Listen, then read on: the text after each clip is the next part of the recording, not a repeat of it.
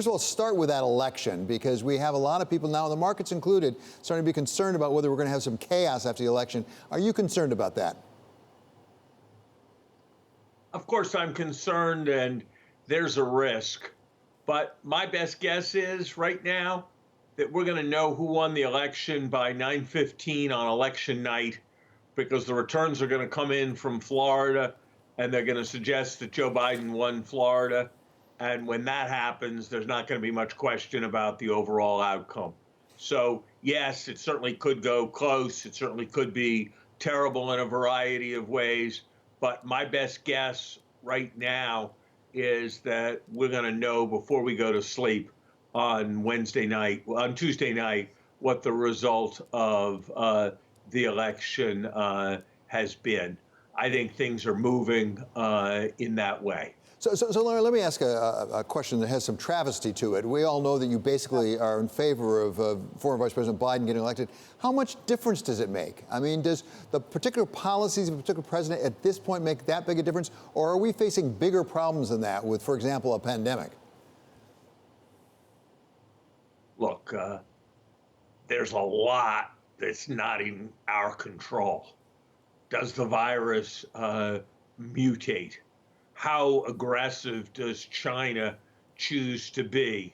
What are the consequences of climate change? How much does artificial intelligence turn out to exacerbate inequality? So it's a mistake to think that who the president is and what the policies are is the only thing that's going to determine how good the next 4 years are. That said, there is an enormous amount to be gained from a restoration of normality. Normality in the sense of comity and decent relations with other countries.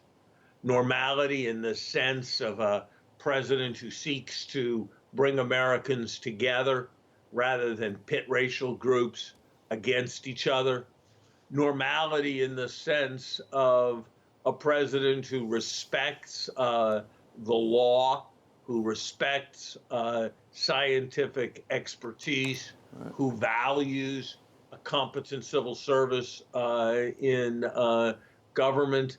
There are a whole set of issues which go beyond and come logically before the issues where Republicans and Democrats have different views, where there will be a huge difference if things turn in this election. Differences between Democratic and Republican policy are well down in the list in terms of what's at stake in this election. That's, I imagine, why John McCain's widow endorsed Joe Biden. That's why all kinds of former military figures who usually stay out of politics or tend to the Republican side have endorsed Joe Biden. That's why people like Bill Kristol and the Lincoln Project, which is made up of really staunch Republicans, the kind who loved George W. Bush when Democrats were very bothered by things he was doing, have endorsed Joe Biden. I think there's a ton that's at stake in normality, and normality and reasonable process is that much more important given how much that we can't control that's coming down the road. At least we have to be competent and caring with respect to the things that are within our control. Larry, I want to pick up on one thing you referred to, which is climate, the issue of climate. We had a remarkable announcement out of President Xi in China this week, basically saying we're going to get to carbon neutral by 2060. What did you make of that? Two things.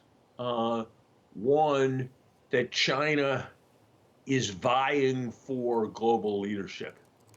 It is doing the kinds of things that the United States once did, making forward-looking commitments in the hope that others will follow, and trying to set the terms of the global debate.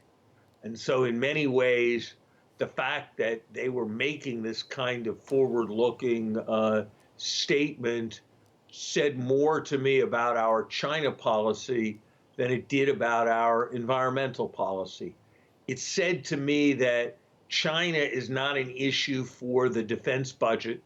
It is not even an issue just for the conduct of our diplomacy, but it is something on which we are going to have to organize our effort for domestic renewal if the United States is going to maintain the kind of position in the leadership in the world that most Americans, I believe, very much want the United States to have. It also pointed up to me the essential role of renewal of energy systems worldwide, whether it's the discovery and implementation of better battery technologies, David, whether it's moves on carbon pricing, which I think are very, very important.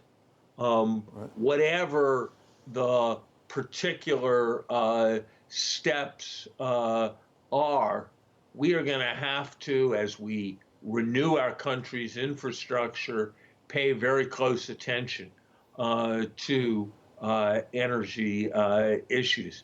There are a lot of things that I think are wrong and overdone in some of the Green New Deal proposals, which seems to me go way beyond climate change. Right. But we're certainly going to need a New Deal on green issues and do things very differently. And that's one of the things that I hope will start to happen in the next several years. So, Larry, as you know, every week we like to finish the week with a lightning round of Larry Says. Let me start out by asking you, what was the biggest disappointment for you this week? The failure to move forward on stimulus at all, and that stimulus is a low priority, but appointing a Supreme Court in the month before an election is a high priority. I have to say, as an economic policymaker, I worry that a president who makes a travesty of reasonable process with respect to the Supreme Court can hardly be counted on to respect the independence of the Fed when it counts. So if that's a disappointment, what was encouraging for you this week?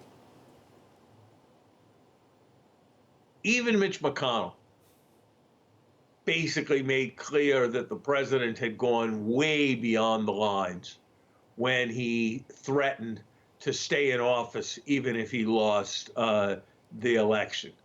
The absolute clarity with which even the people who inexplicably to me have been loyal to the president made it clear that if that happened, enough would be enough. Okay, and we had those two. Let's talk about what the biggest mistake was you saw made this week. Probably no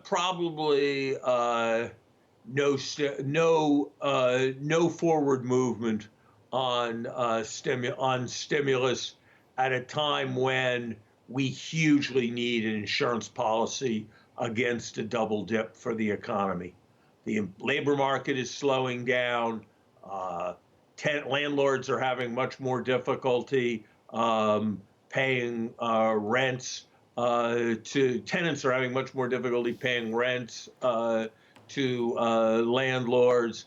Firms are getting ready as they realize this is going to go on for a long time to pay off, to lay off workers. Right. And above all, Right. David, people are just wishing COVID was over and acting like it was, even when it isn't.